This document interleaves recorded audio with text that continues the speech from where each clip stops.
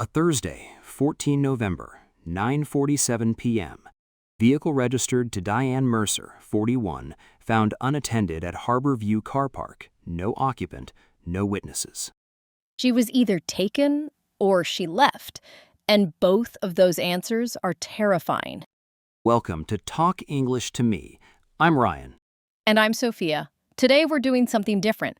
No warm-up, no small talk. We're dropping you straight into a true crime investigation, told entirely in natural, advanced English. This is immersive listening, B2 to C1 level. Native speed, real vocabulary. You will be stretched. The case is fictional. Every detail is invented. But the logic, the texture, the psychology, it's built from the bones of real cases. By the end of this episode, you will have heard the full story, formed your own theory, and your English will be sharper for it. Let's begin. Kettleport had not had a missing persons case in 11 years. The last one, a teenage boy named Marcus Webb, turned up 3 days later at his girlfriend's flat in Norwich, perfectly fine and extremely embarrassed. People remembered that. They assumed this would be the same. A misunderstanding, an overreaction. Someone who just needed a few days away. D.I. Marsh did not assume this.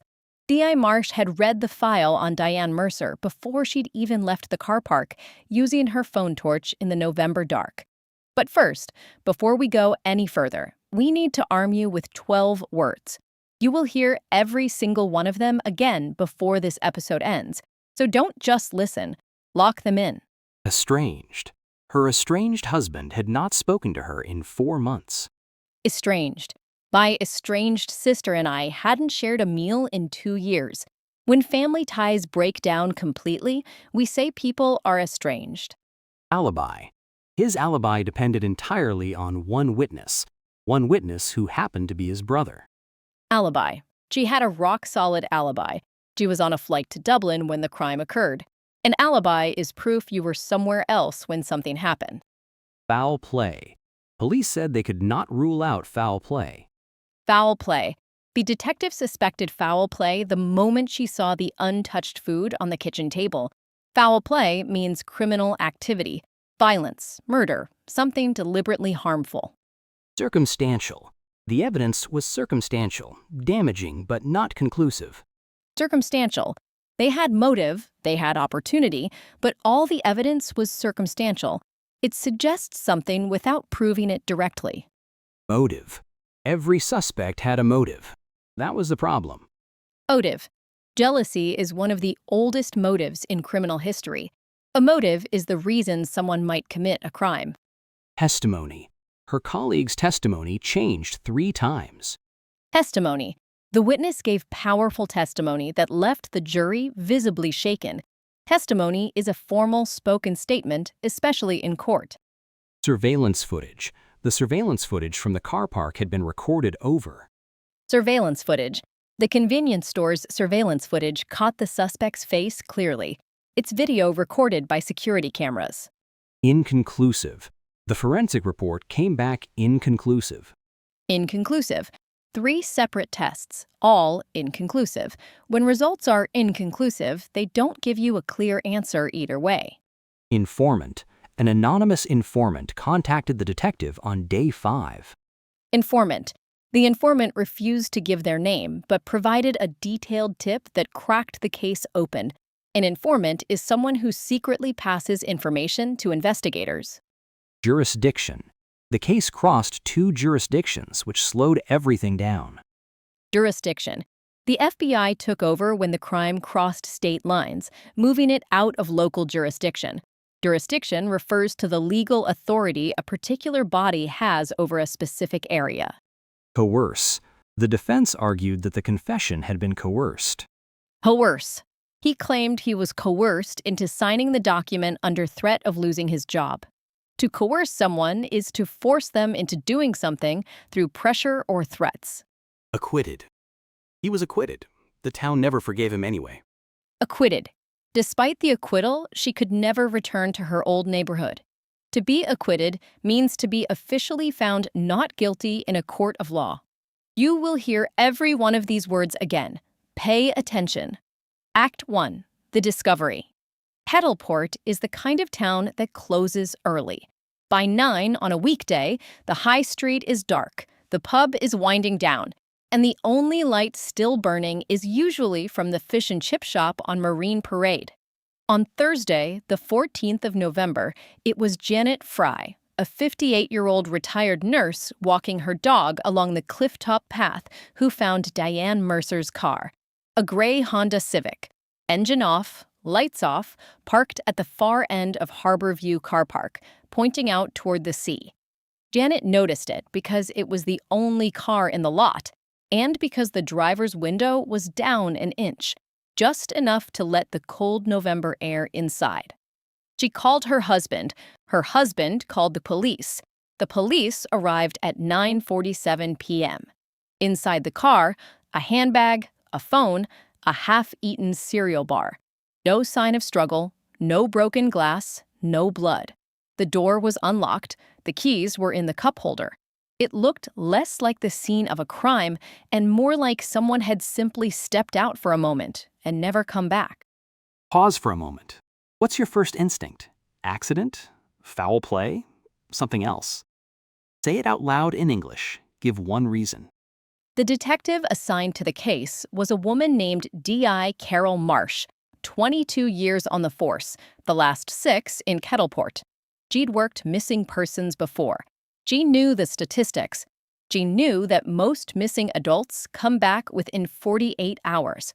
She also knew that when a car is left at the edge of a cliff with the window cracked open, the statistics start to look different.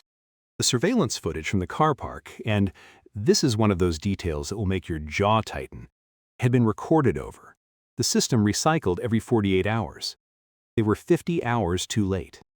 Circumstantial, inconclusive. 2 of our vocabulary words already appearing, because that's what the first 24 hours looked like. A lot of suggestion, no evidence. Act 2. The suspects. Within 48 hours, D.I. Marsh had 3 people she wanted to talk to.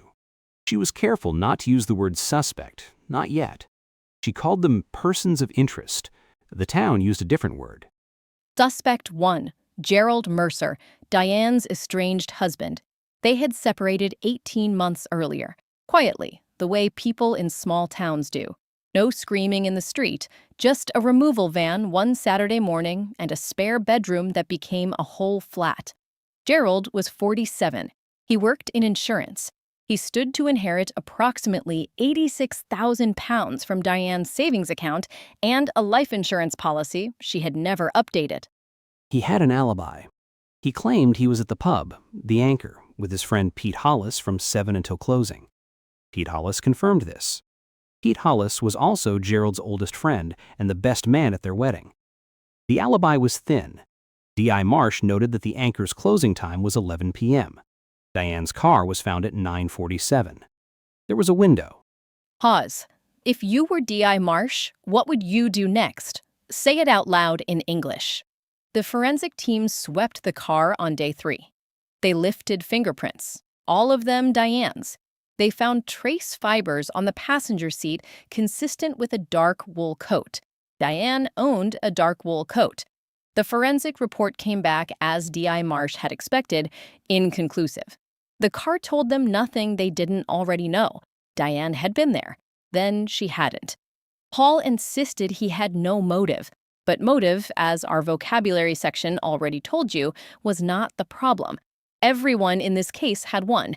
The problem was evidence, and what D.I. Marsh had was almost entirely circumstantial. Suspect 3 is the most interesting one. Suspect 3 was Diane herself, because on the morning she disappeared, Thursday, 14 November, Diane Mercer woke up early, drove to a branch of her bank in a town called Halesworth, 2 towns away, and withdrew £4,200 in cash. She told no one, she left no note, and she was back in Kettleport by lunchtime, working her shift at the library as if nothing had happened. An anonymous informant, another vocabulary word, contacted D.I. Marsh on day 5. The informant said they'd seen Diane at the Halesworth branch. They described her as calm, not distressed, not rushed, calm. That one word changed the entire direction of the investigation. Because calm is not how people behave when they're about to be taken against their will. Calm is how people behave when they have a plan. The investigation moved carefully. D.I. Marsh spent day 2 and 3 building a picture of Diane's life in the weeks before she vanished. She spoke to librarians, to neighbors, to the woman at the dry cleaners who pressed Diane's blouses every fortnight. What she found was consistent. A woman who was quietly present, unfailingly polite, and almost entirely closed off. Nobody could name her best friend. Nobody had been to her home in months. Several people mentioned that she seemed tired, but nobody had asked why. Pause now. What does the word estranged tell you about Gerald and Diane's relationship? Not just the definition, but what it implies. What kind of marriage ends in estrangement rather than divorce? Think about it. Say something in English. Act 3, The Reveal. Diane Mercer was found alive 11 days after her car was discovered at Harborview Car Park. A woman matching her description checked into a bed and breakfast in the Scottish Highlands, using a name she had chosen 6 weeks earlier. The proprietor had seen the news. She called the police. Diane did not run. She had planned her disappearance for 42 days. The 4,200 pounds in cash was her exit fund. She had a new name, a train ticket, a bag packed with only what she needed. She had researched everything, how long it takes for a missing persons case to go cold, what documentation she would need, which towns have the least CCTV coverage. She was meticulous. Gerald Mercer cooperated fully with police. That was, D.I. Marsh noted, unusual. Most people in his position, estranged spouse, financial beneficiary, thin alibi, become guarded quickly. Gerald remained open, even chatty. He volunteered information before it was requested. He cried briefly during the second interview. D.I. Marsh watched him cry and wrote one word in her notebook: performance. She couldn't prove it. She added a question mark. She had also left something behind. With a solicitor in Ipswich, a woman she had never met before, specifically chosen because she had no connection to Kettleport, she had deposited a sealed letter. The instructions were simple. Open this letter only if I am never found. She was found. The letter was never supposed to be read. It was read anyway, with Diane's permission, in a private meeting with D.I. Marsh. The letter described in careful and precise language what her marriage to Gerald had been. Not violence, nothing that would satisfy a courtroom, nothing that crossed a jurisdiction into criminal law, but 18 years of erosion, of being made small, of having her friendships managed, her spending questioned, her confidence dismantled so gradually she barely noticed it happening until one day she looked in the mirror and didn't recognize the person looking back.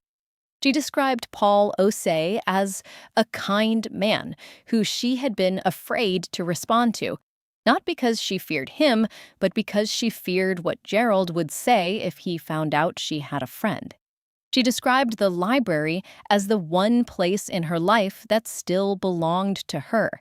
And she described the morning of the 14th of November, driving to Halesworth, withdrawing the money, sitting in the car park for 20 minutes, watching the sea, as the first morning she had felt like herself. Paul Osei was harder to read.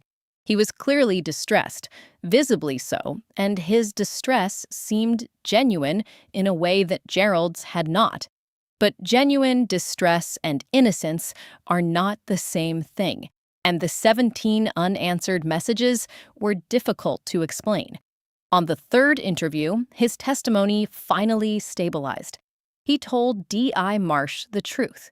He and Diane had been friends, real friends, quiet friends, the kind that eat lunch together and recommend books.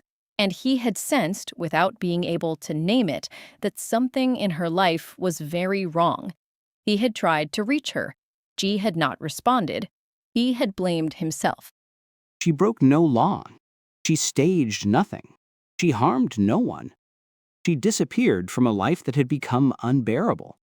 And somehow that is the most unsettling ending of all. Before we go, your task. Go back. Listen to the vocabulary section again. This time, write each sentence down, both sentences for each word. Then, write your own sentence for each word.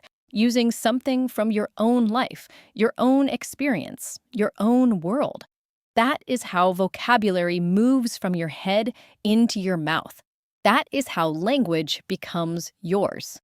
Estranged, alibi, foul play, circumstantial, motive, testimony, surveillance footage, inconclusive, informant, jurisdiction, coerce, acquitted. 12 words. Write them. Use them. Thank you so much for listening to Talk English to me. Honestly, the fact that you made it through this entire episode at this level, at this pace, that is real progress. Don't underestimate what you just did. Next episode, we follow a different case, different country, different register of English. Come back ready to listen hard.